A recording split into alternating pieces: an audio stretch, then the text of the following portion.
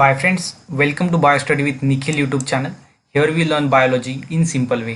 Okay so Maharashtra state board new syllabus हम देख रहे हैं क्लास 12 का बायोलॉजी का. ओके स्पेशली बायोलॉजी का हमारा मिशन है कि आपको बायोलॉजी में 90 से ज़्यादा मीन्स 90 अबव मार्क्स मिलने चाहिए. Okay state board. सो हमारा चालू है चैप्टर नंबर 10. सो 1 से 10 तक हमने पूरे के पूरे चैप्टर अच्छे से अपलोड कर दिए. आप चैनल के प्लेलिस्ट में जाकर देख सकते हैं. ओके सो चैप्टर नंबर 10 का नाम क्या है? So human health and diseases. जो human health means healthy person किसको कहेंगे, एंड जो पर्सन हेल्थी नहीं वो कैसे डिफाइन करेंगे उसको. उसके बाद डिसीज़ क्या है, सो कैसे डिसीज़ होते हैं. So according to WHO world health organisation ने हेल्थ की क्या डेफिनेशन की है. ऐसे बहुत सारे डाउट्स आपके मन में होंगे, तो इस वीडियो में वो क्लियर होंगे. तो चलिए शुरू करते हैं पार्ट नंबर फर्स्ट. ये चैप्टर बहुत नॉलेजफुल है. ओके उसके बाद ये रिंग वर्म, ये जो आप डिसीज़ देख रहे हैं ये रिंग वर्म डिसीज़ है. ओके उसके बाद ये जो स्ट्रक्चर आप देख रहे हैं ये राउंडेड स्ट्रक्चर, ये है एड्स का स्ट्रक्चर. ओके सो एड्स का स्ट्रक्चर. उसके बाद ये जो आप देख रहे हैं यहाँ पर मॉस्किटो है. उसके बाद जो मलेरिया है सो साइकिल इन मॉस्किटो. उसके बाद साइकिल इन ह्यूमन. ह्यूमन में कौन से साइकिल होते हैं, उसके बाद मॉस्किटो में कौन सी साइकिल होती है, उसकी सेक्शुअल या असेक्शुअल. सो बहुत सारे डाउट इस वीडियो में इस चैप्टर में है, सो वो क्लियर होंगे. सो बहुत ही नॉलेजफुल है चैप्टर है. So the stage of complete physical mental and social wellbeing is called as health. Okay so अगर किसी पर्सन की अच्छी हेल्थ है मीन्स वो फिजिकली मेंटली एंड सोशली वो फिट होना चाहिए. फिजिकली, उसके बाद मेंटली, उसके बाद socially. Okay so according to WHO the person who is physically mentally and socially well being is called healthy person. So health किसे बोलेंगे? This stage of complete physical mental and social well being. Okay, so health simply does not simple means disease free condition. So healthy means disease free condition है, ऐसा है क्या? नहीं. Means आपको अगर disease नहीं है मीन्स आप हेल्थी हो क्या? नहीं. आप मेंटली एंड सोशली भी आप वेलबींग होने चाहिए. उसके बाद है फिजिकल फिटनेस. और फिजिकल फिटनेस मीन्स अगर आपकी फिजिकल फिटनेस अच्छी है, सो मीन्स अगर आपकी फिजिकल फिटनेस अच्छी है लेकिन आप सोशली और मेंटली अच्छे नहीं हो, इसका मतलब ये है कि आप हेल्थी नहीं हो. Okay so health is affected by. So कौन से फैक्टर है जो हेल्थ को अफेक्ट करते हैं जिससे हमारे हेल्थ जो है वो खराब होती है. सो फर्स्ट है जेनेटिक डिसऑर्डर. जेनेटिक मीन्स वो अपने अनुवंश में होता है. Okay means the defect which child inherit from its parents. So parents से क्या होता है, चाइल्ड के अंदर वो डिसीज आता है मीन्स वो क्या होता है, इनहेरिट होता है. उसे हम बोलेंगे जेनेटिक डिसऑर्डर. सो जो डिसऑर्डर पेरेंट्स से चाइल्ड तक वो ट्रांसफर होती है उसे हम बोलेंगे जेनेटिक डिसऑर्डर. ट्रांसमिट होना बोले तो इनहेरिट होना. ओके सो सेकंड है इन्फेक्शन फ्रॉम माइक्रोब्स और अदर ऑर्गेनिज्म. सो हमें माइक्रोब्स से इन्फेक्शन हो सकता है, फॉर एग्जांपल वायरसेस है, बैक्टीरिया है. ओके मीन्स अदर ऑर्गेनिज्म से भी हमें डिसीज हो सकता है. जेनेटिक डिसऑर्डर से भी होता है. जेनेटिक डिसऑर्डर मीन्स पेरेंट्स से हमें वो आ सकता है. उसके बाद है लाइफ स्टाइल. अगर हमारी लाइफ स्टाइल अच्छी नहीं है, for example so include food and water we take. Means हम जो फूड एंड वाटर टेक कर रहे हैं वो अगर अच्छा नहीं है तो हमारी हेल्थ जो है वो अफेक्ट हो सकती है. उसके बाद exercise and rest. Okay so हम एक्सरसाइज कितनी कर रहे हैं, उसके बाद रेस्ट कितनी कर रहे हैं, ये भी बहुत इंपॉर्टेंट है. सो health is affected bye genetic disorder. उसके बाद इन्फेक्शन फॉर माइक्रोब्स. उसके बाद लाइफ स्टाइल. मीन्स हेल्थ जो है ये 3 फैक्टर से अफेक्ट हो सकते हैं. मीन्स अपनी जो हेल्थ है वो खराब हो सकती है. Okay so good health can be maintain by. So अब देखते हैं कि गुड हेल्थ कैसे मेंटेन की जा सकती है. So personal hygiene is a best option for us to maintain our health. उसके बाद रेगुलर एक्सरसाइज करनी पड़ेगी. मीन्स ये क्या करेगा, आपकी हेल्थ को मेंटेन रखेगा. उसके बाद awareness about the disease and their effect. So disease के बारे में हमें पता होना चाहिए. इसका मतलब कि हमें अगर वो डिसीज़ हो गया तो फर्स्ट स्टेज में हमें उसको समझ में आना चाहिए कि ये हमें डिसीज़ है, उसके बाद हम उसका इलाज करेंगे. लेकिन अगर आपको डिसीज़ के बारे में पूरा नॉलेज नहीं है तो आप उस डिसीज़ को पहचान नहीं पाएंगे, और जब पहचानेंगे तब बहुत देर हो चुकी होगी. Okay then immunization against the infectious disease. So immunization against the infections disease. So जो बहुत सारा डिसीज है इन्फेक्शन लाइक पोलियो, उसकी हम क्या करते हैं, वैक्सीन लेते हैं. सो वैक्सीन हमें लेनी चाहिए. उससे क्या होगा कि हमारे बॉडी में उसकी एंटीबॉडीज तैयार हो जाएंगी और वो हमें डिसीज पोलियो नहीं होगा. क्योंकि उसके बाद है प्रॉपर डिस्पोजल ऑफ वेस्टेज. सो जो वेस्टेज है उसका हमें प्रॉपर डिस्पोजल करना चाहिए. Control of receptors. उसके बाद है maintenance of hygienic food and water. So hygienic means जो प्योर फूड होना चाहिए, कंटेमिनेटेड नहीं होना चाहिए. उसके बाद वाटर जो हम टेक कर रहे हैं वो भी अच्छा होना चाहिए। सो ये इससे क्या होगा कि आपकी जो हेल्थ है वो मेंटेन रहेगी। सो कैसे हम इसको सिंपली अंडरस्टैंड करेंगे? So first personal hygiene, regular exercise, awareness about disease, उसके बाद इम्यूनाइजेशन अगेंस्ट द डिसीज, उसके बाद proper disposal of wastage and maintenance of hygiene food. So ये जो हमने देखे इसको आप एक एक सेंटेंस में एक एक वर्ड में आप उसको कन्वर्ट करो, उसके बाद उसको लॉन्ग बनाओ। सो इससे आप उसको ज़्यादा से ज़्यादा देर तक ध्यान में रख सकते हो। ओके, सो उसके बाद है disease. So disease is of two types. So disease कौन कौन से हैं? सो फर्स्ट है इन्फेक्शियस डिसीज एंड सेकंड है non infectious disease. So infectious disease किसे बोलेंगे और नॉन इन्फेक्शियस डिसीज किसे बोलेंगे, चलिए देखते हैं। सो फर्स्ट है infectious disease. So infectious disease which are easily transmitted from one person to another person, means the disease which is transmitted from one person to another person are called as infectious disease. For example AIDS हो गया, उसके बाद common cold, malaria and tuberculosis. ये जो disease है वो person to person क्या होते हैं, इन्फेक्ट होते हैं, मीन्स ट्रांसमिट होते हैं। अगर जो इन्फेक्टेड पर्सन है उसके अगर कांटेक्ट में हम आ गए तो वो डिसीज हमको होगा, इसलिए इसका नाम है infectious disease. Infectious means infect करता है दूसरे पर्सन को। ओके, उसके बाद है नॉन इन्फेक्शियस डिसीज, मीन्स जो disease person to person carry नहीं होता, ट्रांसमिट नहीं होता। तो disease which can not easily transmitted from person to person. So एक पर्सन से अनदर पर्सन में डिसीज ट्रांसमिट नहीं होता, इसलिए हम इसे बोलते हैं नॉन इन्फेक्शियस डिसीज। मीन्स जो डिसीज इन्फेक्शन नहीं करता उसे हम बोलते हैं non infectious disease. Okay, so another person is called as non infectious disease. So ये क्या होता है, one person to another person में ये ट्रांसमिट नहीं होता, इसे हम बोलते हैं non infectious disease. For example cough है। सो अगर आपको कफ है और आपका फ्रेंड आपके कॉन्टेक्ट में आ गया, ओके, सो उसको कफ नहीं हुआ बिकॉज ये कैसा है, नॉन इन्फेक्शियस डिसीज है। उसके बाद फीवर भी है। सो fever also is a non infectious disease, but AIDS and common cold and malaria are the infectious disease. It can transfer through blood, semen, and other also. Okay, so this is types of disease. So disease is of two types. First is infectious disease and non-infectious disease in simple way. So ये notes हमने बनाई है आपके लिए, आपको ये जल्दी provide कर दी जाएंगी। ओके, सो इस नोट से आपको बहुत ही अच्छी तरीके से और जल्दी आप डिसीज को अच्छी तरह से लर्न कर पाएंगे और कौन सी भी कॉन्सेप्ट आपको ज़्यादा से ज़्यादा देर तक याद रहेगी। उसके बाद जो हमारा नेक्स्ट टॉपिक है वो है concepts of immunology. So immunology की कॉन्सेप्ट क्या है? सो इम्यूनोलॉजी किसे बोलेंगे? Okay, so immunology is a science which deals with the study of immune system. So simple में लॉजी इज ऑलवेज रिमेंबर रखो कि logy means study. Okay, so for example biology, bio means living organism and logy means study. So living organism की study हम करते हैं उसे हम बोलते हैं बायोलॉजी। उसी की तरह immunology means immunology is a science which deals with the study of immune system. So immuno means immune system and logy means study.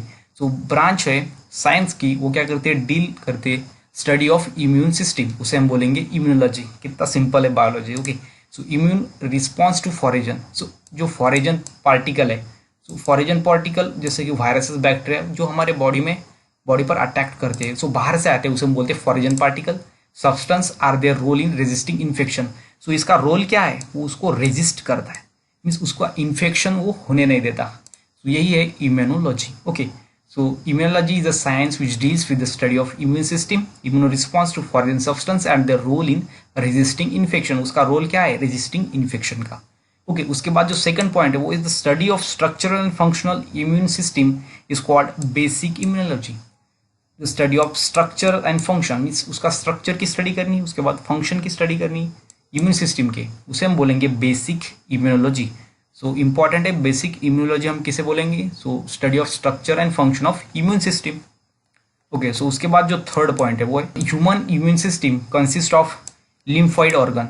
So lymphoid organ से कंसिस्ट होते हैं। उसके बाद टिश्यू, ग्रुप ऑफ सेल, उसके बाद widely distributed sales से हमारी immune system जो है बनते हैं। बिकॉज जो सेल्स है वो पूरी बॉडी पर होनी चाहिए, बिकॉज जो डिसीज है, जो फॉरेन सब्सटेंस है वो कहाँ से भी अंदर आ सकता है, लेग से, हैंड से। इसलिए जो सेल्स है वो डिस्ट्रीब्यूटेड होनी चाहिए widely. And molecules like antibodies. So antibodies जो यहाँ पर इंपॉर्टेंट है वो है एंटीबॉडीज। सो जो फॉरेन सब्सटेंस है उसको जो किल करता है उसे हम बोलते हैं एंटीबॉडीज। जो फॉरेन सब्सटेंस है उसे हम बोलते हैं पैथोजन। ओके, सो पैथोजन जो एंटी जो बॉडी क्या करता है, पैथोजन को किल करते हैं। ओके, सो वो हो गई एंटीबॉडीज। ओके, उसके बाद जो फोर्थ पॉइंट है वो the most peculiar characteristics of immune system are, peculiar most important जो है characteristics of immune system is it can differentiate between self and non self. वो डिफरेंशिएट कर सकते हैं कि कौन से सेल अपने बॉडी के हैं और कौन से सेल अदर जो बाहर से आए हुए फॉरेन सब्सटेंस के हैं। सो इसलिए ये क्या करता है, फॉरेन सब्सटेंस मीन्स बाहर से आए हुए जो सब्सटेंस है उसकी जो सेल्स है उसको डिस्ट्रॉय करता है, उसको इन्फेक्शन करने नहीं देता, क्योंकि वो सेल्फ एंड नॉन सेल्फ में डिफरेंशिएट करना जानता है। मीन्स उसको समझ में आ जाता है कि ये सेल अपने बॉडी के और ये सेल्स अपने बॉडी के बाहर के मीन्स वो पैथोजन के। ओके, सो इसलिए self means own body cells और मॉलिक्यूल्स, एंड जो नॉन सेल्फ है उसे वो कौन से होगी, फॉरेन सब्सटेंस की सेल। ओके, तो उसको डिफरेंशिएट कर सकता है। It is one of the most peculiar characteristics of human system. उसके बाद it possess immunological memory. So immunological memory कैसे बोलेंगे, सो एखादा पैथोजन है मीन्स डिसीज कॉजिंग सब्सटेंस है, एखादा ऑर्गेनिज्म है जो डिसीज को कॉज करता है वो बोलेंगे पैथोजन। सो एखादा फॉरेन पार्टिकल मीन्स जो डिसीज कॉजिंग सब्सटेंस है, एखादा ऑर्गेनिज्म है उसने अगर हमारे बॉडी पर अटैक कर दिया और डिसीज हो गया हमें फर्स्ट टाइम, लेकिन अनदर अगर वो सेकंड टाइम हमारे बॉडी पर अगर अटैक करता है तो हमारी बॉडी क्या करती है, उसको आइडेंटिफाइड कर सकती है बिकॉज ऑफ इम्यूनोलॉजिकल मेमोरी। इसके पास मेमोरी है, उसको स्टोर करके रखती है कि इन्फॉर्मेशन की फर्स्ट में ऐसा डिसीज आया था, उस पर ये एंटीबॉडी ने काम किया था, सो अब उसको यही एंटीबॉडी काम करेगी, मीन्स वो डिसीज हमें होता नहीं है। Okay, because of biological memory. So biological memory से वो क्या करते हैं, जो डिसीज है उसकी इंफॉर्मेशन है, उसकी एंटीबॉडीज है, उसको अच्छे से वो आइडेंटिफाइड करते हैं। ओके, सो उसके बाद है any foreign substance invading body. Invading means body के अंदर आना। Okay, so any foreign substance, okay, जो फॉरेन सब्सटेंस है मीन्स वो बॉडी के बाहर का सब्सटेंस, उसे हम बोलेंगे foreign substance. Okay, and capable of stimulating an immunity response, और वो कैपेबल है, मोस्ट इंपॉर्टेंट वर्ड है capable of stimulating an immunity response, means जो इम्यूनो रिस्पॉन्स को स्टिमुलेट करने में कैपेबल है उसे हम बोलेंगे एंटीजन। मीन्स जो सब्सटेंस कैपेबल है stimulating immuno response, so immune का रिस्पॉन्स स्टिमुलेट करने में जो सब्सटेंस कैपेबल है मीन्स हमारे बॉडी के अंदर आने के बाद जो इम्यून सिस्टम को वो क्या करता है, स्टिमुलेट करता है, इम्यून रिस्पॉन्स देने के लिए उसको मजबूर करता है, उसे हम बोलेंगे एंटीजन। ओके, सो ऐसे फॉरेन मॉलिक्यूल को हम बोलेंगे एंटीजन। उसके बाद the protective chemical produced by immune sales. So protective chemicals means जो हमारे बॉडी को प्रोटेक्ट करता है, ऐसा केमिकल प्रोड्यूस करते हैं हमारे इम्यून सेल्स, इम्यून सिस्टम की immune cells in response to antigen, because antigen क्या करता है, इम्यून सिस्टम को स्टिमुलेट करता है, इसलिए जो इम्यून सेल्स है वो प्रोटेक्टिव केमिकल सिक्रेट करते हैं, उसे हम बोलेंगे antibodies. So protective chemical secreted by produce by immune cells response to antigen is called as antibodies, because antigen body के अंदर आता है, उसके बाद उस पर एंटीबॉडी जो है वो प्रोड्यूस की जाती है। ओके, सो एंटीजन हमें पता चल गया। सो जो ऑर्गेनिज्म, जो फॉरेन सब्सटेंस हमारे बॉडी के अंदर आता है वो कैपेबल होता है इम्यून रिस्पॉन्स को स्टिमुलेट करने के लिए, उसे हम बोलेंगे एंटीजन, और उस पर जो हमारी immune system protective chemical produce करता है इम्यून सेल्स, उसे हम बोलेंगे response to antigen are called as antibodies. So antigen and antibodies most important word है इस चैप्टर के। Types of immunity. So immunity के कौन कौन से टाइप है। ओके, सो फर्स्ट जो इम्यूनिटी का टाइप है वो है इननेट इम्यूनिटी, उसके बाद है acquired immunity. So innate immunity को हम इनबॉर्न इम्यूनिटी भी बोलते हैं, बिकॉज ये बर्थ से हमारी बॉडी के अंदर होती है, और जो एक्वायर्ड इम्यूनिटी है वो हमें लाइफ साइकिल के ड्यूरिंग मिलती है। Okay, so innate immunity and acquired immunity. So first है innate immunity. So innate immunity किसे बोलेंगे, so it is called as natural immunity. इसे हम नेचुरल इम्यूनिटी भी बोलते हैं, बिकॉज ये नेचुरली मदर से हमको मिलती है, and it is present from birth. So birth से ही हमारे बॉडी के अंदर होती है इननेट इम्यूनिटी। ओके, उसके बाद it does not depend on previous exposure to foreign substance. Means एक आदि जो इम्यूनिटी है वो कैसे डेवलप होती है ये पहले जान लो। कोई अगर सब्सटेंस है फॉरेन सब्सटेंस, वो हमारे बॉडी के अंदर आता है और हमारी बॉडी उसको रिकॉग्नाइज करती है, उसके बाद उस पर एक्शन लेते हैं और एंटीबॉडीज तैयार करती है, वो उसको किल करता है, और इसी तरह से हमारे बॉडी के अंदर उस डिसीज के लिए इम्यूनिटी तैयार हो जाती है। लेकिन जो इननेट इम्यूनिटी है इसके लिए कोई भी सब्सटेंस बॉडी के अंदर आना जो है वो इम्पॉर्टेंट नहीं है, बिकॉज ये मदर से हमें डायरेक्टली मिलते हैं।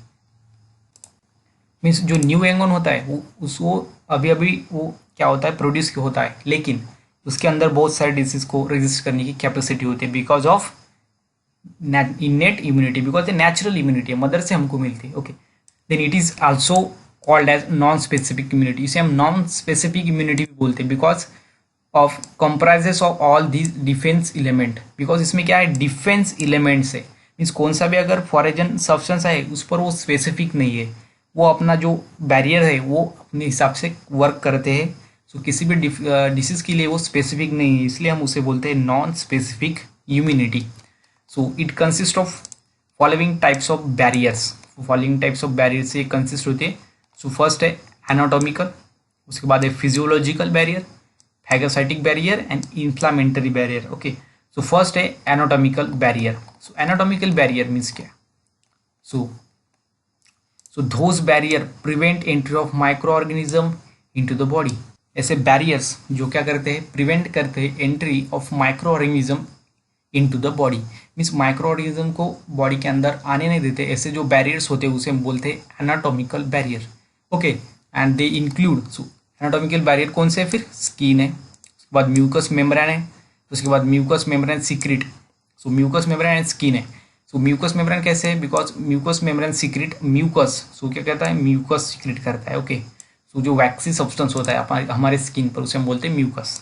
And the mucus coating of epithelial lining of the respiratory gastrointestinal tract, so respiratory जो सिस्टम है गैस्ट्रोइंटेस्टिनल ट्रैक्ट होता है, उसके बाद यूरिनोजेनाइटल ट्रैक्ट होता है।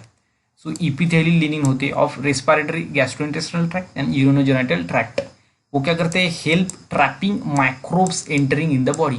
सो ये क्या करते हैं, माइक्रोब्स को ट्रैप कर देते हैं, उधर वहाँ पर पकड़ते हैं उसको, बिकॉज एनाटॉमिकल बैरियर है ये, कैसे एंट्री उसकी प्रिवेंट करती है, मीन्स माइक्रो ऑर्गेनिज्म की, पैथोजन की, जो फॉरेन सब्सटेंस है उसकी एंट्री बॉडी के अंदर होने ही नहीं देते, उसको वहाँ पर ट्रैप करते हैं। ये जो बैरियर है इसका जो फंक्शन है उसे हम बोलेंगे एनाटॉमिकल बैरियर्स। ओके, सो ये फर्स्टली क्या करता है, बॉडी के अंदर उसको आने ही नहीं देता, मीन्स फर्स्ट जो वर्क करता है वो करता है एनाटॉमिकल बैरियर। उसके बाद होता है फिजियोलॉजिकल बैरियर। सो अगर एनाटॉमिकल बैरियर से वो अगर छूट गया, मीन्स ऑर्गेनिज्म बॉडी के अंदर आ गया, सो अब क्या होगा, अब क्या होगा, फिजियोलॉजिकल बैरियर अपना काम शुरू कर देगा। So physiological barriers like the body temperature, कोई माइक्रो ऑर्गेनिज्म हमारे बॉडी के अंदर आता है तो हमें फीवर आता है, मीन्स बॉडी टेम्परेचर बढ़ जाता है because of physiological barrier. Because physiological barrier क्या करता है, उसको खत्म करने के लिए अपना बॉडी का टेम्परेचर बढ़ा देता है। Then pH of body secretion, pH हमें पता है, okay, percent of hydrogen, means वो एसिडिटी बढ़ा देता है, बेसिडिटी बढ़ा देता है। ओके, सो पीएच के लिए हमें पता है acid base and neutral. Okay, तो इस तरह से पीएच हमारा बॉडी का बढ़ जाता है, बिकॉज उसको किल करना होता है, मीन्स वो फिजियोलॉजिकल बैरियर है, उसको किल करने के लिए ये फंक्शन करते हैं। Then secretion prevent growth of many invading pathogenic microorganism. So जो पीएच ऑफ बॉडी सिक्रेशन है वो क्या करता है, प्रिवेंट करता है growth of many invading pathogens, because first वो बॉडी के अंदर आ गया, उसके बाद वो उसकी क्या करता है, उसकी ग्रोथ को कम कर देता है, प्रिवेंट कर देता है। Okay, like body temperature and pH. So सवाल आ सकता है कि बॉडी टेम्परेचर एंड पीएच जो फॉरेन सब्सटेंस पे कौन से पॉइंट पर वो अफेक्ट करता है। ओके, सो कौन से, ग्रोथ पे। ओके, उसके बाद acidity of gastric juice in stomach. So हमें पता है गैस्ट्रिक जूस होता है स्टमक में, वो क्या करता है, डाइजेशन, फूड को डाइजेस्ट करने में हेल्प करता है। So most of ingested micro organism, ये क्या करता है, माइक्रो ऑर्गेनिज्म को इंजेस्ट कर लेता है, बिकॉज ये क्या है, फिजियोलॉजिकल बैरियर है, बॉडी के अंदर के बैरियर। सो फर्स्ट हमने देखे स्किन और म्यूकस मेम्ब्रेन, ये कैसे एनाटॉमिकल बैरियर। सो ये क्या करता है, एंट्री को प्रिवेंट करता है, लेकिन अगर वो बॉडी के अंदर आ गए उसके बाद जो फिजियोलॉजिकल बैरियर है वो क्या करते हैं, उसको किल करने का काम करते हैं by increasing body temperature and pH secretion and acidity of gastric juices. So ये हो गए फिजियोलॉजिकल बैरियर्स। उसके बाद है फैगोसाइटिक बैरियर। फैगोसाइटोसिस मीन्स उसको किल, एनगल्प करना। ओके, जिसे हम सेलुलर बैरियर्स भी बोलते हैं। एनगल्प करना मीन्स उसको अपने बॉडी के अंदर ले लेना, उसको डाइजेस्ट कर लेना। Okay, so this brings about the phagocytosis. Phagocytosis means invading microbes. Microbes को वो क्या करते हैं, अपने बॉडी के अंदर ले लेते हैं, उसको हम बोलते हैं इन्वाइडिंग माइक्रोब्स, जिसमें न्यूट्रोफिल्स एंड मोनोसाइट्स जो है आर फाइगोसाइटिक ल्यूकोसाइट्स। तो ल्यूकोसाइट्स को हम डब्ल्यूबीसी भी बोलते हैं। सो हमारे बॉडी में 3 टाइप के सेल होते हैं, आरबीसी, डब्ल्यूबीसी और प्लेटलेट। तो डब्ल्यूबीसी मीन्स ल्यूकोसाइट्स और डब्ल्यूबीसी में ये 2 है, एक है न्यूट्रोफिल्स, उसके बाद है मोनोसाइट्स। तो ये इसका कैसा फंक्शन है, यह है फाइगोसाइटोसिस का। मीन्स ये क्या करता है, इन्वाइडिंग जो फॉरेन सब्सटेंस है उसको इन्वाइडिंग करते हैं, मीन्स उसको खा जाते हैं, means phagocytosis. Okay, and which engulf, so ये मोस्ट इंपॉर्टेंट वर्ड है, वो क्या करते हैं उसको एनगल्फ कर देते हैं, and destroy invading microbes, so microbes को डिस्ट्रॉय कर देते हैं, कर डालते हैं। उसके बाद microbes are the large irregular shape, so microbes के कैसे लार्ज इरेगुलर शेप्स होते हैं, example for cells of liver. Okay okay, so उसके बाद है inflammatory barrier. So inflammatory barrier क्या करते हैं, जो 4 टाइप का है वो इन्फ्लामेटरी बैरियर। सो फर्स्ट है एनाटॉमिकल, एंट्री प्रिवेंट करते हैं। उसके बाद है फिजियोलॉजिकल, वो ग्रोथ प्रिवेंट करते हैं। उसके बाद फाइगोसाइटिस, वो उसको एनगल्प कर लेते हैं। उसके बाद इन्फ्लामेटरी, सो इन्फ्लामेटरी क्या करता है, so an infection of tissue injury, so tissue injury जो होता है infection often cause redness, so क्या होता है रेडनेस हो जाती है। उसके बाद क्या होता है स्वेलिंग और पेन और हीट प्रोडक्शन होता है, मे रिजल्ट इन फीवर, सो वो फीवर भी आ सकता है। सो समटाइम क्या होता है हमें इंजुरी हो जाती है, उसके बाद रेडनेस, हमारी स्किन रेड पड़ जाती है स्पेसिफिक एरिया पर। उसके बाद स्वेलिंग होती है वहाँ पर पेन होता है, because of such localise manifestation is called as inflammatory response. तो इसे हम बोलेंगे इन्फ्लामेटरी रिस्पॉन्स। इन्फ्लामेटरी रिस्पॉन्स होता है हमारी बॉडी का, इसलिए वहाँ पर रेडनेस हमें आती है। उसके बाद स्वेलिंग होती है, उसके बाद वहाँ पर हीट प्रोडक्शन होता है। So this response is due to the release, so ये कैसे होता है, because release of certain chemicals, तो सर्टेन केमिकल्स हमारी बॉडी रिलीज करते हैं। मॉस्किटो ने हमें बाइट कर दी, तो उस जगह पर क्या होता है स्वेलिंग हो जाती है और उस जगह पर रेडनेस आ जाती है, बिकॉज ऑफ वहाँ पर हमारी बॉडी सर्टेन केमिकल को सिक्रेट करती है। कौन से, सो वो कौन से केमिकल है, वो हिस्टामाइन एंड प्रोस्टाग्लैंडिन्स। सो ये जो केमिकल है वो वहाँ पर प्रोड्यूस किए जाते हैं और इसलिए वहाँ पर रेडनेस और स्वेलिंग हमें होती है। और ये क्या है इन्फ्लामेटरी बैरियर है, एक टाइप का बैरियर है जो क्या करता है उस पैथोजन को किल करने का काम करता है। सो ये हो गए एक्वायर्ड इम्यूनिटी और उसके बैरियर्स। फर्स्ट है एनाटॉमिकल बैरियर, फिजियोलॉजिकल बैरियर, उसके बाद है phagocytic barrier and the inflammatory barrier. उसके बाद है एक्वायर्ड इम्यूनिटी। सो हमें पता है innate immunity and acquired immunity. So acquired immunity में क्या है, अब देखते हैं एक्वायर्ड इम्यूनिटी। सो फर्स्ट हमने देखी इननेट इम्यूनिटी और उसके बैरियर्स, अब देखते हैं एक्वायर्ड इम्यूनिटी, बिकॉज इम्यूनिटी के 2 टाइप है, एक है इननेट उसके बाद है एक्वायर्ड। सो इननेट देख ली, अब देखते हैं acquired immunity. So the ability of the body defend itself against invading foreign agent like bacteria, viruses, toxin and the transplanted tissue is called as specific resistance. So specific resistance किसे बोलेंगे, specific resistance जो है वो क्या होता है defend itself against invading foreign agent like bacteria, उसके बाद viruses और toxins and transplanted tissue। इसको क्या करता है ये resist करता है। ओके, सो फॉरेन एजेंट्स जो है वो बैक्टीरिया, वायरसेस एंड टॉक्सिन उसको रेजिस्ट करता है, उसे हम बोलते हैं स्पेसिफिक रेजिस्टेंस।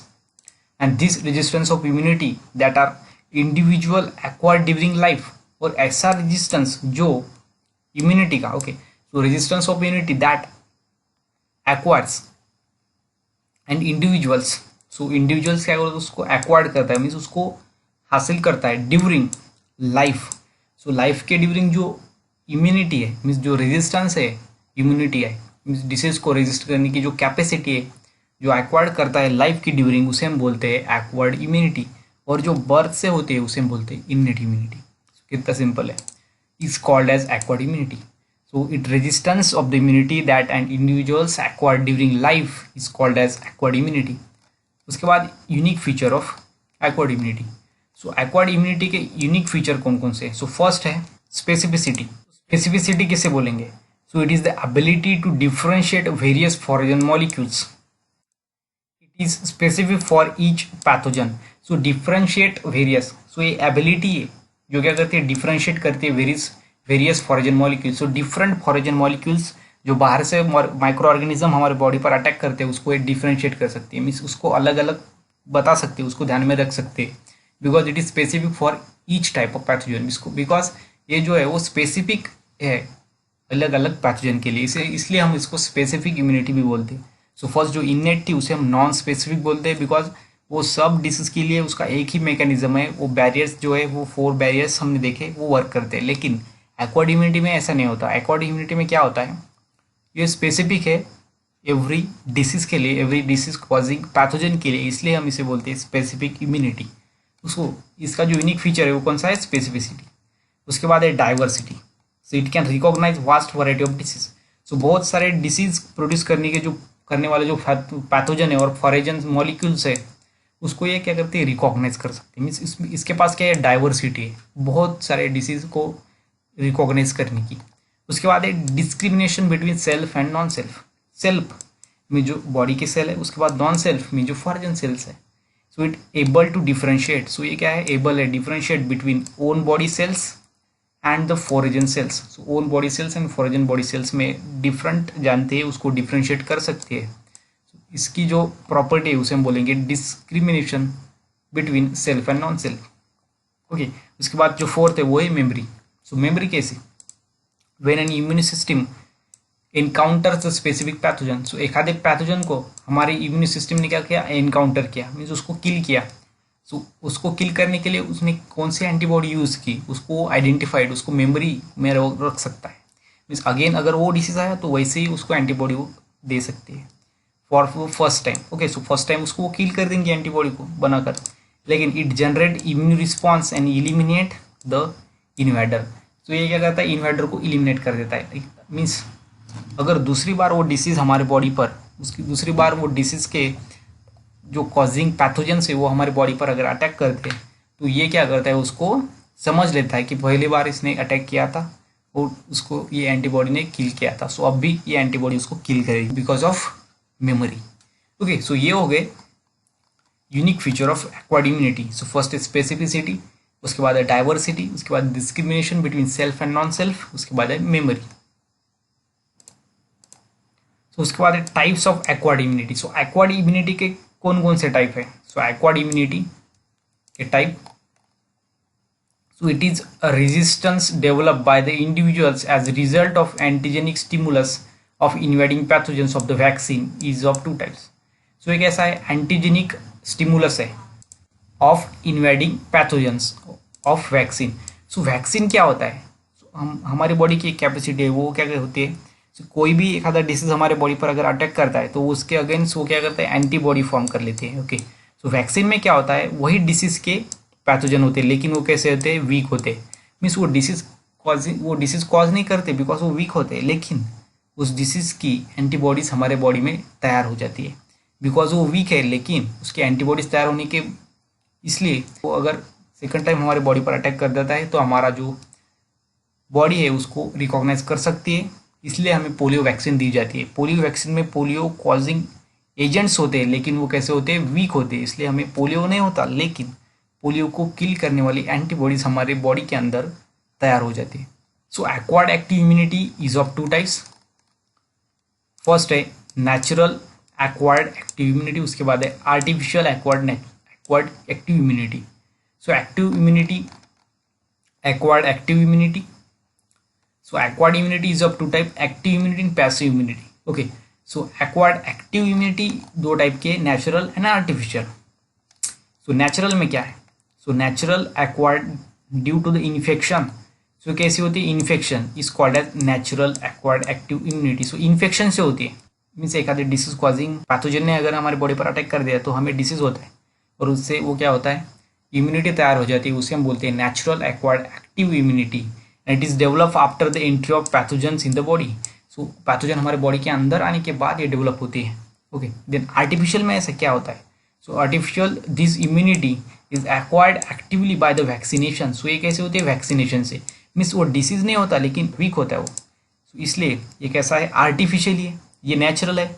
डिसीज ने हमको क्या किया, कॉज किया, पैथोजन हमारे बॉडी के अंदर आए, लेकिन ये कैसा है, आर्टिफिशियल है, पैथोजन तो आए लेकिन वीक आए, मीन्स हमने खुद ही वो इम्यूनिटी को तैयार कर लिया। उसके बाद vaccines contain dead and live but they artificially weak. So हमने बताया कि वो डेड रहते, लाइव बट आर्टिफिशियली वीक रहते पैथोजेंस। ओके, और टॉक्सिन्स, तो क्या करते हैं, कंसिस्टिंग ऑफ माइक्रोबियल कंपाउंड्स और toxins secreted by the pathogen.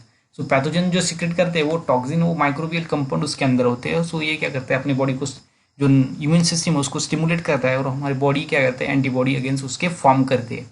सो इस तरह से नेचुरल भी प्रोसेस होती है, आर्टिफिशियल भी होती है। सो इस तरह से जो एक्वायर्ड एक्टिव इम्यूनिटी है, सो एक्वायर्ड इम्यूनिटी दो टाइप के, एक्टिव और पैसिव।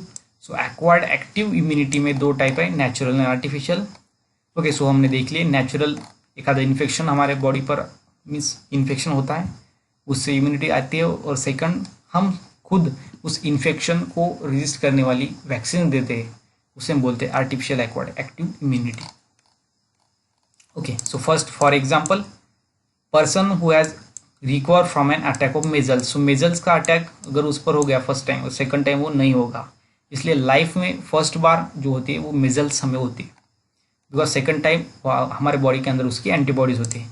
उसके बाद यहाँ पर है पोलियो वैक्सीन, इसलिए हमें जो बचपन में पोलियो वैक्सीन दी जाती है, बिकॉज ऑफ पोलियो का जो वायरस है, सो उसके कारण हमें पोलियो नहीं होता, बिकॉज हमने बचपन में उसकी वैक्सीन ले चुके हैं। उसके बाद बीसीजी वैक्सीन है। ओके, सो ये हो गए आर्टिफिशियल एक्वायर्ड एक्टिव इम्यूनिटी। उसके बाद नेचुरल एक्वायर्ड एक्टिव इम्यूनिटी, ये हो गया एक्टिव इम्यूनिटी के टाइप, एक्वायर्ड एक्टिव इम्यूनिटी। अब देखते हैं पैसिव इम्यूनिटी के type. So acquired passive immunity, acquired active immunity हमने टाइप देखे, आर्टिफिशियल नेचुरल। अब देखते हैं acquired passive immunity. So passive immunities go acquired when ready-made antibodies are received by the body. Passive immunity can be acquired either naturally or artificially.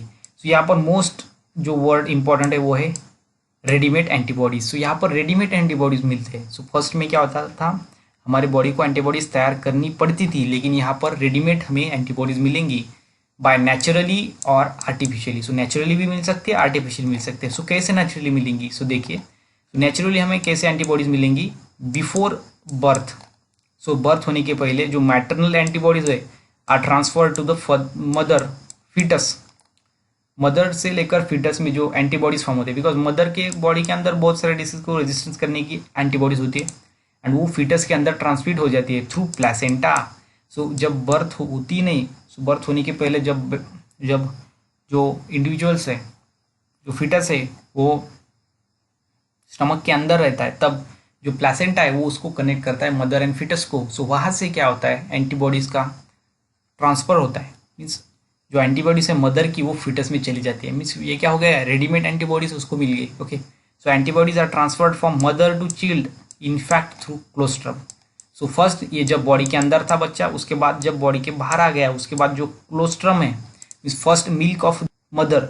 Okay, so milk of mother, after जो milk से भी उसको antibodies मिलती है। First placenta से मिली, उसके बाद milk से मिली। तो इस तरह से उसको नेचुरली एक्वायर्ड पैसिव इम्यूनिटी मिलती है।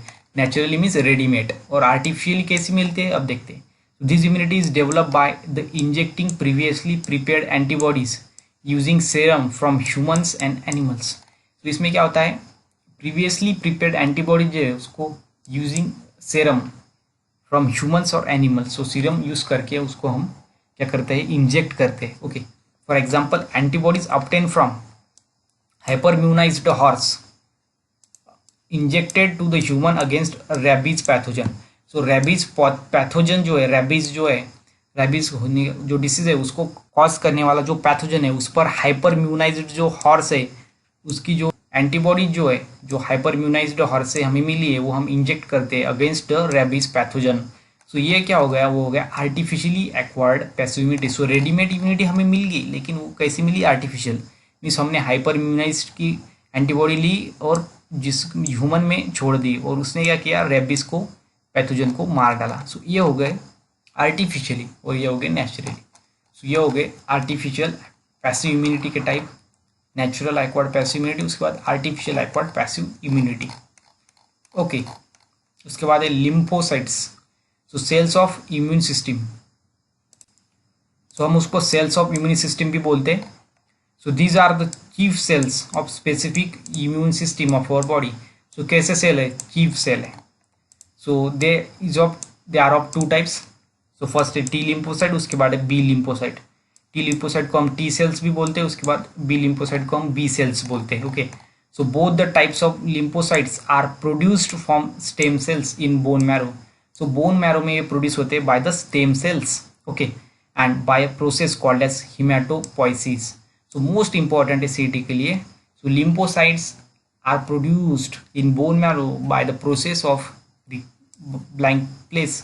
वहाँ पर क्या होगा, हिमेटोपोइसिस। सो हिमेटोपोइसिस ये प्रोसेस है जहाँ पर स्टेम सेल्स से लिम्फोसाइट्स तैयार होते हैं बोन मैरो के अंदर। ओके, सो उसे हम बोलेंगे haematopoiesis. Then fourth, the mature lymphocytes circulate in the body fluid. So lymphocyte क्या होता है, सर्कुलेट होते हैं बॉडी फ्लूइड के अंदर, and many of them reside in lymphocytic organ. Lymphoid organ के अंदर भी वो चली जाती है, such as lymph node and spleen. Okay, तो मैच्योर लिम्फोसाइट जो सर्कुलेट होती है बॉडी के अंदर, बॉडी फ्लूइड के अंदर, एंड मेनी ऑफ देम उसमें रहने वाले क्या होते हैं, lymphoid organ and lymph node में, स्प्लीन में चले जाते हैं। ओके, तो ये क्या होता है, सर्कुलेट होते हैं बॉडी के अंदर। उसके बाद जो हमारा नेक्स्ट टॉपिक है वो है mechanism of action of T lymphocytes on antigen.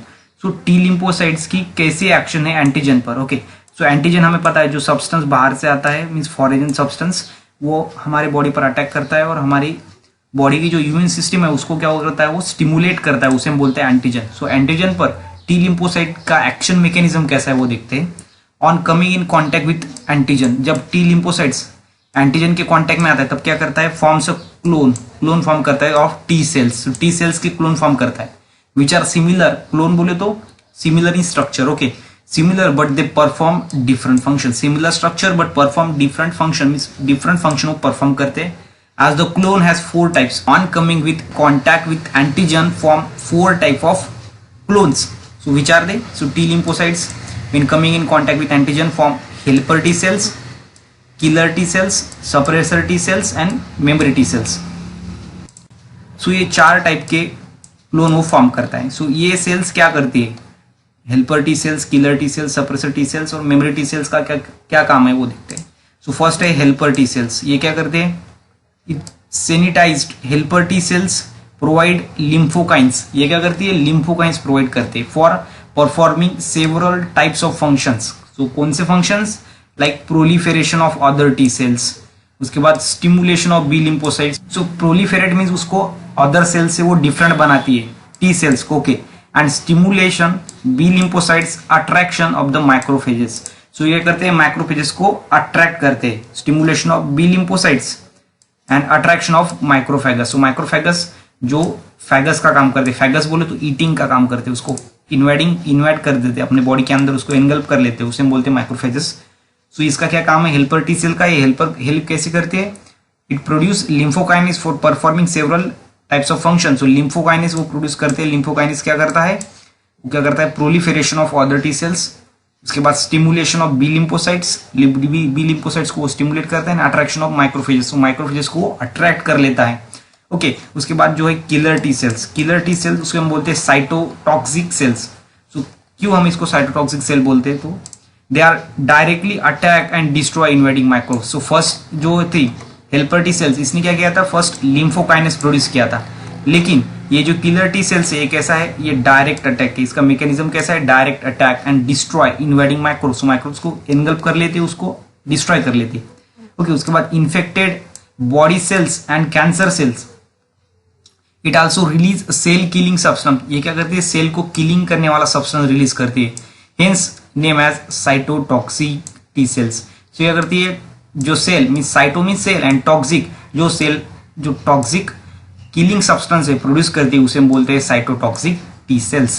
तो ये हो गए किलर टी सेल्स, बिकॉज ये साइटोटॉक्सिक है, बिकॉज ये टॉक्सिक सब्सटेंस सीक्रेट करते हैं, उससे जो अदर सेल है मीन्स फॉरेन सेल है वो क्या होती है, किल हो जाती है, इसलिए हम इसे बोलते हैं किलर टी सेल्स। उसके बाद जो है वो है सप्रेसर टी सेल्स। तो सप्रेसर टी सेल्स क्या करता है, these cells suppress entire immune system against attack of own body sales. ये क्या करते हैं, जो फॉरेन सब्सटेंस की जो सेल है, फॉरेन पैथोजन की और अपनी बॉडी सेल है, इसको क्या करते हैं, वो डिफ्रेंशिएट करती है, मीन्स बॉडी को ये समझाती है कि ये अपनी सेल है और ये अदर पैथोजन की सेल है, इसलिए बॉडी क्या करती है, खुद की सेल को वो कभी भी हार्म नहीं करती, बिकॉज वो आइडेंटिफाई कर सकते हैं कि कौन सी सेल बॉडी की और कौन सी सेल फॉरेजन पार्टिकल की है। उसके बाद जो मेमोरी टी सेल्स है उसका क्या फंक्शन है, दीज सेल्स प्रीवियसली सेंसिटाइज, ये क्या करते हैं, सेंस कर लेते हैं। ओके, प्रीवियसली मीन्स पहले जब डिसीज अटैक करता है अपने बॉडी के अंदर तभी ये इसको सेंसिटाइज कर लेते हैं and retain the sensitisation for future, और वही सेंसिटाइजेशन वो फ्यूचर के लिए हेल्प करते हैं। मीन सेकंड टाइम अगर उस डिसीज ने हमारे बॉडी पर अटैक कर लिया तो ये क्या करती है, उसको किल कर देते हैं, बिकॉज पहली बार का जो सेंसिटाइज है मीन्स वो पहली बार ने उसको सेंसिटाइजेशन उसका मेमोरी में फिट कर रखा था, तो इसलिए मेमोरी टी सेल्स हेल्प करती है। सो हमने 4 टाइप के सेल्स देखे। सो ये सेल्स कब बनते हैं, जब टी लिम्फोसाइट्स एंटीजन के कांटेक्ट में आता है और वहां से वो क्लोन फॉर्म कर लेता है। सो कौन से clone, helper T cells, killer T cells, suppressor T cells और मेमोरी टी सेल्स। सो इसके हमने फंक्शन देखे, डिफरेंट फंक्शन। सो ये हो गए mechanism of action of T lymphocytes on antigen. उसके बाद देखेंगे mechanism of action of B lymphocyte on antigen. So T lymphocytes का देख लिया, अब देखते हैं बी लिम्फोसाइट का। सो बी लिम्फोसाइट का एक्शन कैसा है? Okay, so mechanism of action of B lymphocytes to antigen. So antigen पे ये कैसा वर्क करता है, तो चलिए देखते हैं।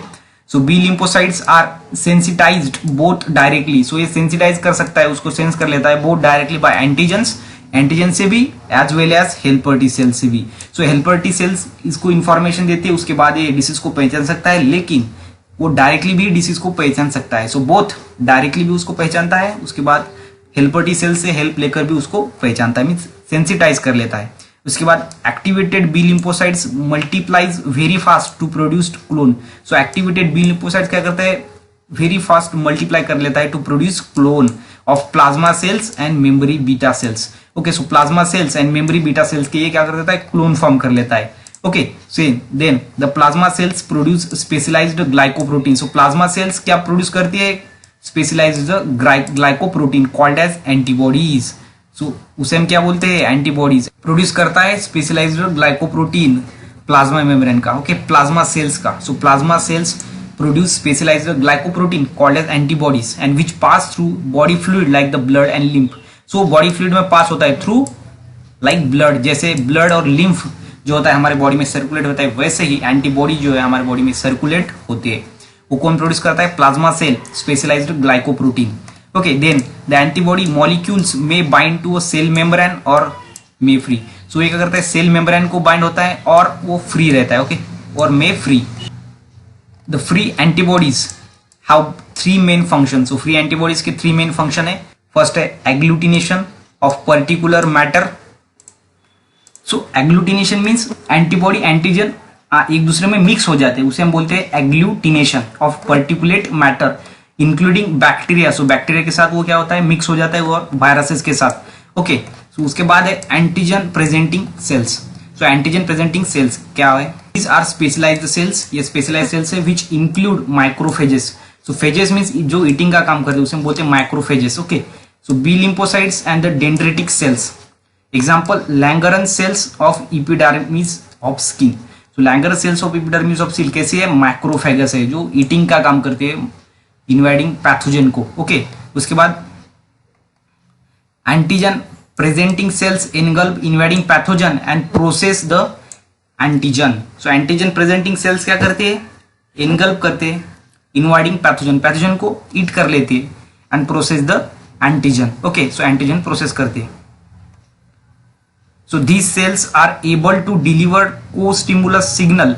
सो ये कैसी है, एबल है। सो कैसे एबल है, to deliver costimulatory signal that is necessary for T cells activation. So T cells को एक्टिवेट करने के लिए जो को स्टिमुलेट सिग्नल है वो कौन सी सेल्स देती है, एंटीजन प्रेजेंटिंग सेल्स। वो एबल है टू डिलीवर को stimulatory signals, so that is necessary for activation of T lymphocytes. So T cells को एक्टिवेट करने के लिए ये इंपॉर्टेंट है, नेसेसरी है। उसके बाद जो इंपॉर्टेंट पॉइंट है वो है स्ट्रक्चर ऑफ एंटीबॉडी, वो हम देखते हैं। So antibodies are glycoprotein. So कैसी है, ग्लाइकोप्रोटीन है, secreted by the plasma cells, वो हमने देखे, which are highly specific to specific antigen.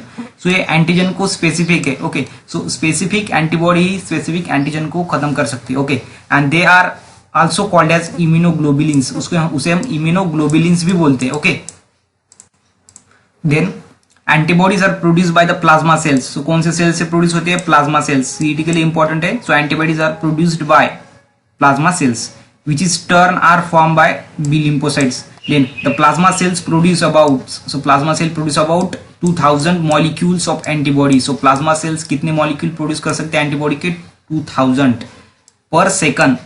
Okay, so per second में antibodies form होती है plasma membrane से, वो होती है 2000. Okay, then antibody is Y shape. So antibody कौन सी shape है, Y shape structure. It consists of 4 polypeptide chains. So 4 polypeptide chain से ये consist होती है. तो उसमें के 2 होते हैं हेवी, उसे हम बोलते हैं H चेन, और 2 होते हैं लाइट, उसे हम बोलते हैं L chain. Okay, so light का L और chain, so light chain means L chain and heavy chain means H chain. Okay, so 4 polypeptide chain से बनी होती है एंटीबॉडी जो होती है Y shape.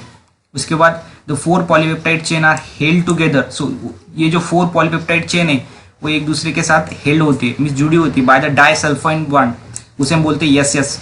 Okay, so disulphide bond से ये कनेक्ट होती है to form Y shape structure. So Y shape structure form करती है by binding to each other by disulphide bond.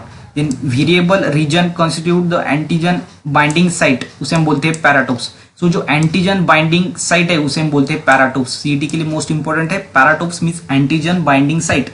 कितने होते हैं पैराटोप्स? 2 होते हैं। Okay, because antigen binding site 2 होती है। Then most antibodies carry 2 antigen. So antibodies कितने एंटीजन कैरी करते हैं? 2 एंटीजन कैरी करते हैं, उसे हम बोलते हैं paratopes. Okay, so binding site, because इसमें कितनी एंटीजन बाइंडिंग साइट है? 2 एंटीजन बाइंडिंग साइट है, और 2 को हम क्या बोलते हैं? बाय, एंड इसलिए हम इसको बोलते हैं बायवैलेंट। ओके, तो ये हो गया बायवैलेंट। सो यहाँ डायग्राम पर आप देख सकते हैं, यहाँ पर 2 हेवी चेन है और 2 लाइट चेन है। ये आप देख सकते हैं, ये लाइट चेन और ये हुए 2 light chain means L chain. उसके बाद ये है heavy chain. Okay, so variable region of heavy chain. So इसको 2 रीजन है, एक है वेरिएबल रीजन, उसके बाद है नॉन वेरिएबल रीजन।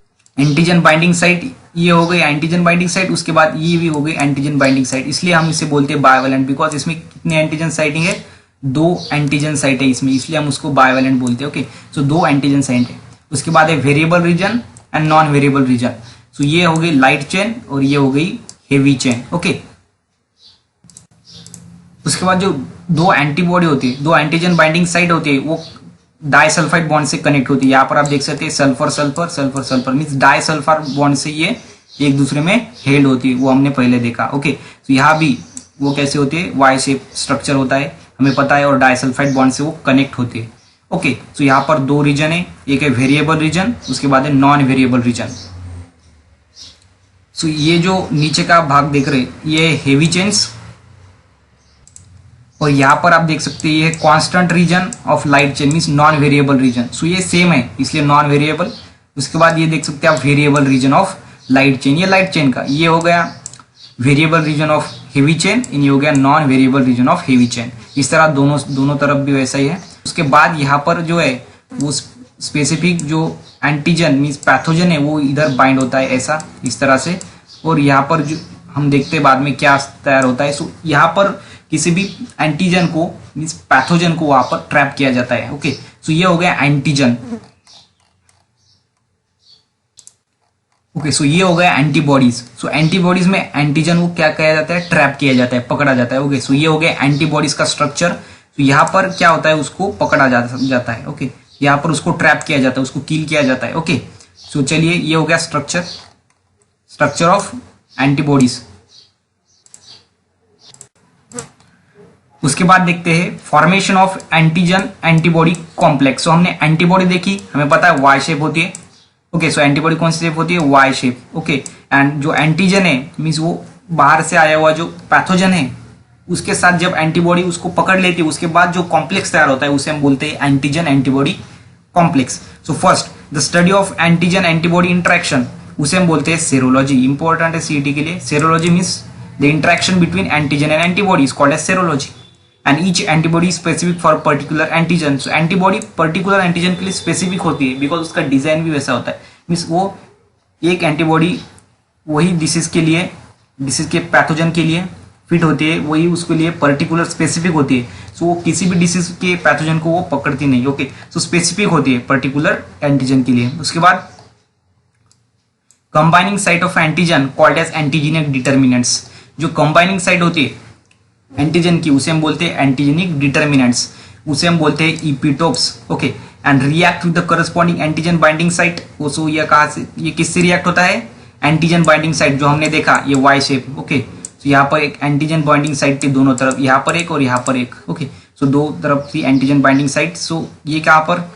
सो एंटीजेनिक डिटर्मिनेंट उसे हम बोलते हैं इपीटोप्स। सो यहाँ वो रिएक्ट हो जाता है, बाद में हम देखेंगे डायग्राम में। और उसे हम बोलेंगे एंटीबॉडीज की जो एंटीजन बाइंडिंग साइट होती है उसे हम बोलते हैं पैराटोप्स। सो पैराटोप्स इपीटोप्स के साथ क्या होता है? कनेक्ट हो जाता है।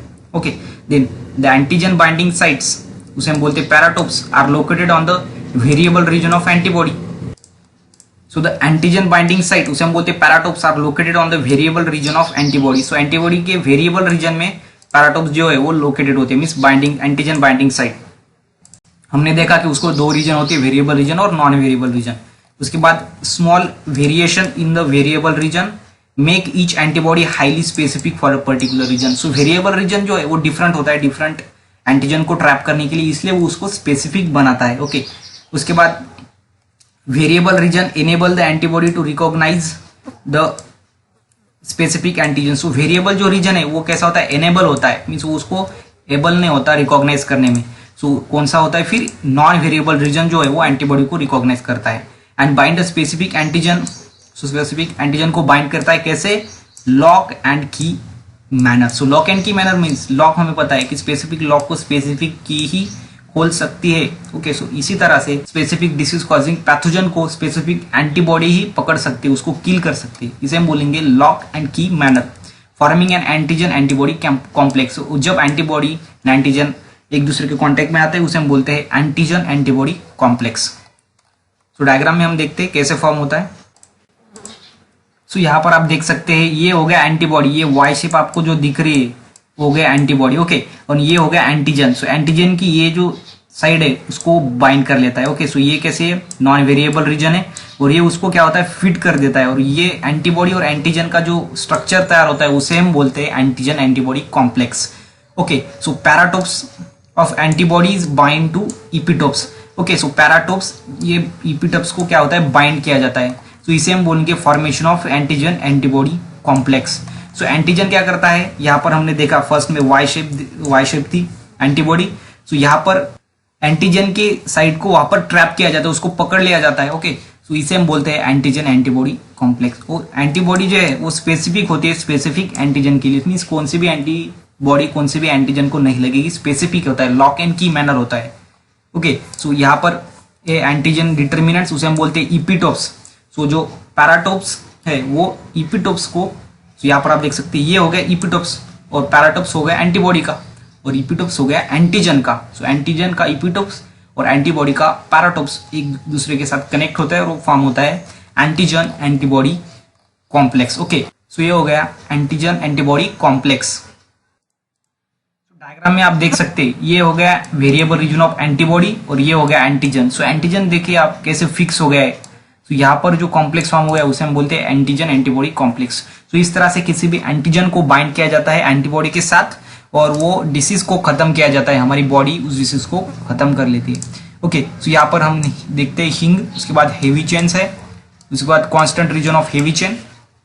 सो सिंपल में आपको क्या ध्यान में रखना है, सो ये है वाई शेप एंटीबॉडी। ओके, सो एंटीबॉडी, उसके बाद जब एंटीजन इसके कॉन्टेक्ट में आता है और वो जो स्ट्रक्चर फॉर्म होता है उसे हम बोलते हैं antigen antibody complex.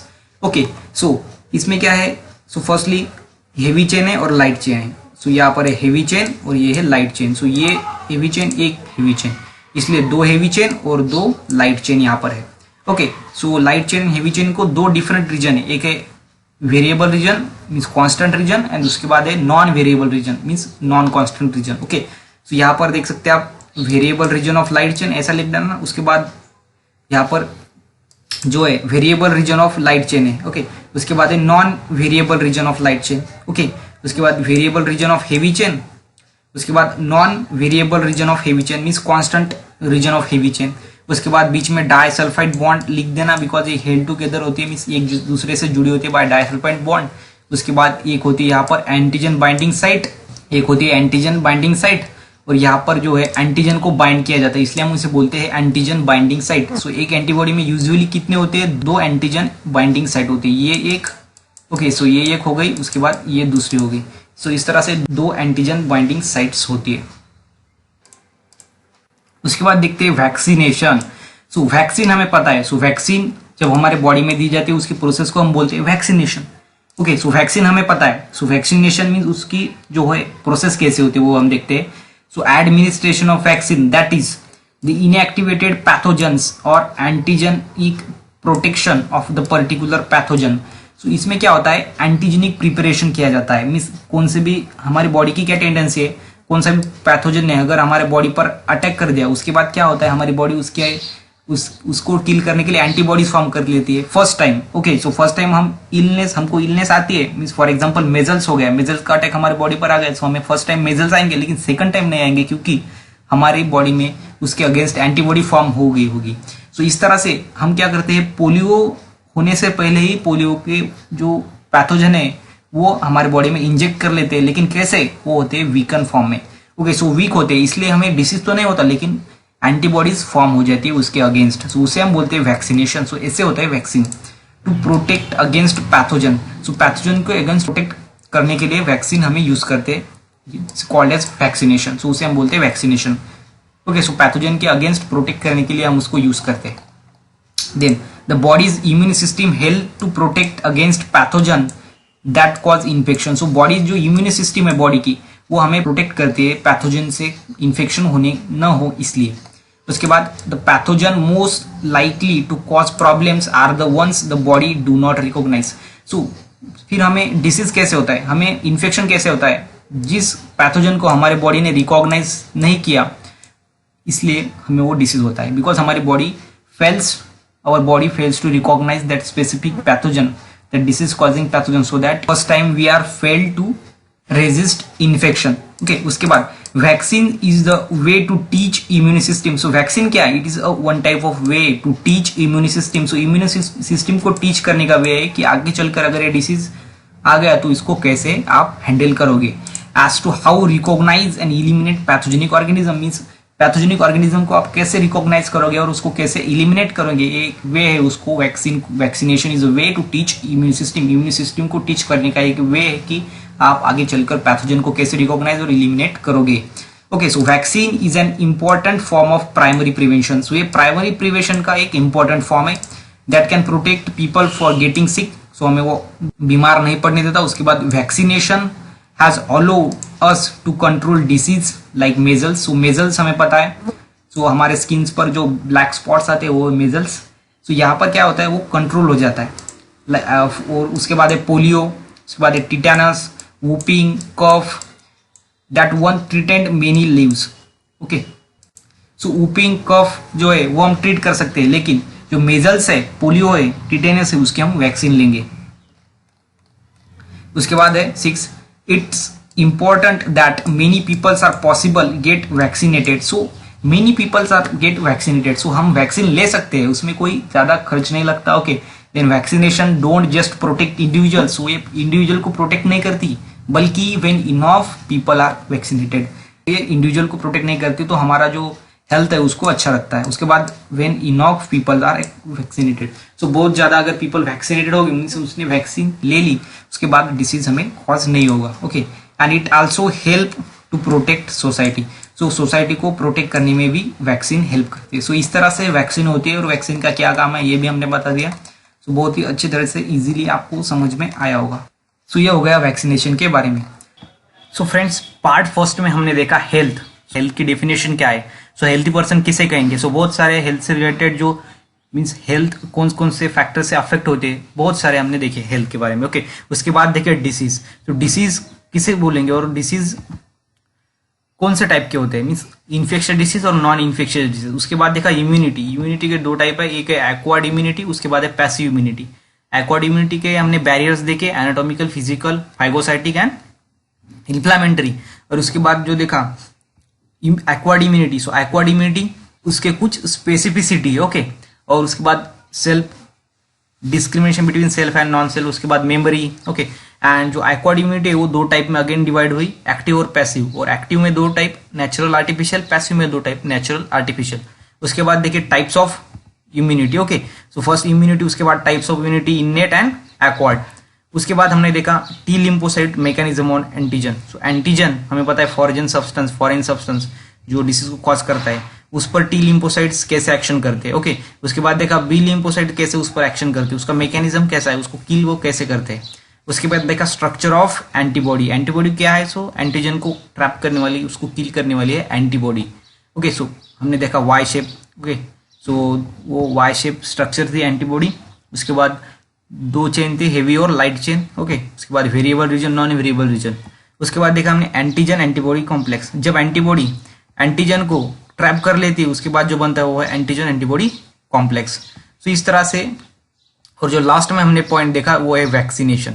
So vaccination क्या है, इट इज एंटीजेनिक प्रिपरेशन। हम क्या करते हैं, अपनी इम्यून सिस्टम को टीच करते to recognise and eliminate the pathogen. So pathogen को कैसे रिकॉग्नाइज किया जाता है, कैसे इलिमिनेट किया जाता है, उसको पहले ही हम डिसीज होने के पहले उसको ट्रीट करते हैं कि उसको कैसे हैंडल करना चाहिए।